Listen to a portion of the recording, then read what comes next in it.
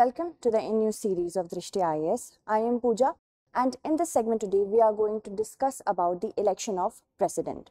This topic is extremely important from the perspective of prelims and also from the perspective of GS Mains Paper 2.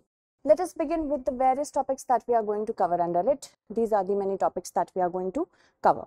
Now, why are we discussing about the election of the president? Because on 25th of July, the tenure of the current president will be over, and according to Article 62 Clause 1 of the Constitution, an election to fill the vacancy before the expiry of the current president has to happen. The Election Commission is taking care of it. So let us first of all know about the president. The president is a part of the Union Executive, okay, and he is the head of the state. Along with that, he is the first citizen of India, and he serves as a symbol of unity, solidarity, and also integrity of the nation. Apart from the president, who all are a part of the Union Executive? The vice president, the prime minister, council of ministers, and also the attorney general of India. All right, let's move on and know about the next topic, that is the eligibility. Who is fit to become a president? Any person who is an Indian citizen and has a minimum of age 35 years and is qualified for the conditions to be elected as a member of the Lok Sabha can become a president. Along with, he or she should not hold any office of profit under the central government, state government, or any public authority. So, a tricky question can be formed. He or she has to fill the favorable conditions for becoming a member of the Rajya Sabha. It is the Lok Sabha. Moving on, the other part is the constitutional provisions with respect to the election of president. Article 54, which deals with the election of president. 55, the manner in which the election of the president has to be held. Article 56 deals with the term of office of the president. 57, eligibility for the re-election, and Article 58, the qualifications for the election as a president. So it is better, because this might be asked in your examination, to match the articles with which they are, related to. So you can do that. Moving on. Now, if we talk about the process begins with, before we fight an election, we have to go through the nomination. So a nomination is filed, and it is filed along with 50 proposers. That means the people who are in support of a person to become eligible for the nomination of the president, and 50 seconders. That means the other 50 who are agreeing to the nomination. So this trend was brought into the fore in 1974. Before that, this provision was not there. Moving on. Now, after that, an electoral college is formed. MPs of both the houses of the parliament, along with the MLAs, member of legislative assemblies of the states and the union territories of Delhi and Puducherry. See, nominated members, I have already told you, but you can see it as a separate one as well. Nominated members of Rajya Sabha, 12 in number. Nominated members of state legislative assemblies, members of legislative council, both elected and nominated in bicameral legislature. Nominated members of union territories of Delhi and Puducherry. Moving on. Now, what is the counting procedure? How do we count the votes? Vote cast by each MP or MLA is not calculated as one vote. It is given certain weightage. And the fixed value of each vote by an MP of the Rajya Sabha and the Lok Sabha is 708. Vote value of each MLA, it differs from state to state. Why? Because according to the 84th Amendment Act, 1971 census is cited as a process for fixing the seats in the Lok Sabha, and because this is with the help of the population. Every state has different population, and accordingly they have different seats in the Lok Sabha. All right, and that will be redone or revised after the year 2026. It is frozen till 2026. It is based on a calculation that factors in the population vis-a-vis the number of members in the legislative assembly, and the value of each MLA vote is determined by dividing the population of the state. Okay, suppose population of the state is X, it will be divided by the number of MLAs in the Legislative Assembly, and when the quotient will come, suppose Z is the quotient.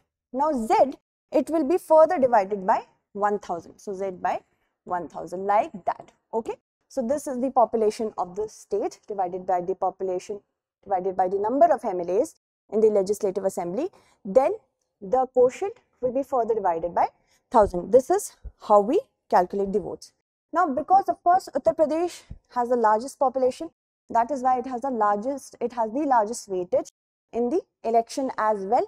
The seats, look at them, 208. For Maharashtra, it's 175, Rajasthan 129, Odisha 149, Kerala 152, like that onwards. Okay. Moving on to the next, if we work with the counting process, the Election Commission totals up all the valid votes which are cast by the Electoral College through paper ballots. And to win, the candidates must secure 50% of the total vote cast plus 1. This process is known as the proportional representation by means of single transferable vote, which is different from the assembly elections, which is actually first past the post system. And I have already said here that paper ballots, basically these are secret ballots, secret voting is done. Moving on, let us talk about certain important elections of the past which were keenly contested.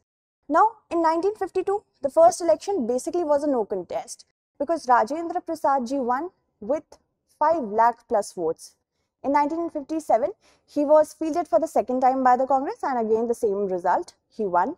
In 1962, Sarvepalli Radhakrishnan, he was the vice president at the tenure of Rajendra Prasad ji. He got 5 lakh plus votes against Chaudhary Harira and Yamuna Prasad Trisulia.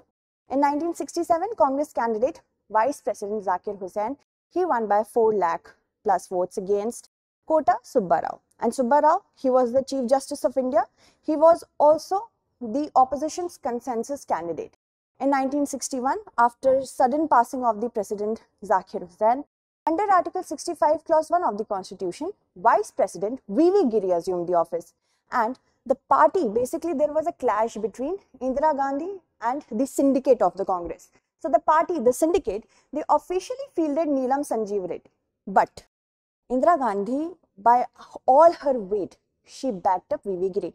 And she called up everybody, every one of the party, and told them to vote according to their conscience, and V.V. Giri won. Okay, and the law was after that changed to prevent non-serious candidates from contesting. Moving on, in 1982, 𝐃𝐫𝐬𝐧𝐥𝐸 Singh won against H.R. Khanna. He rose to prominence when he actually protested against M.H. Beg becoming the CJI, Chief Justice of India, in 1977. There was a problem with seniority over here.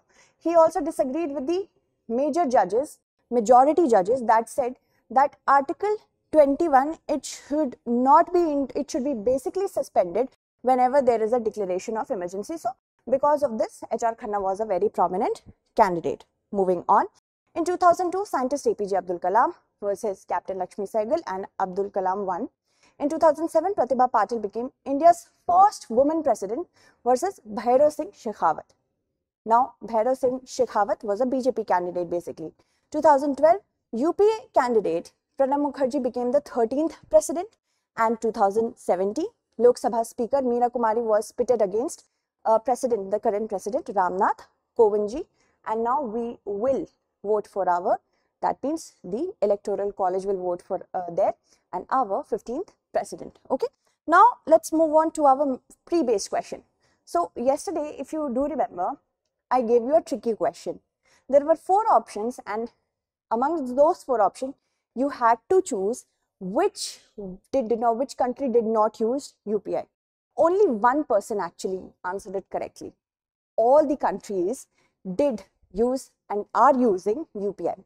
Lavlina, she asked me that according to a certain site, all these countries are using UPI.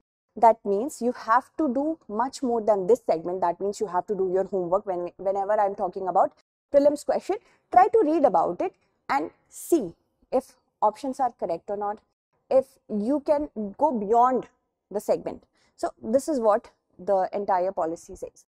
So with reference to the election of the President of India, consider the following statements.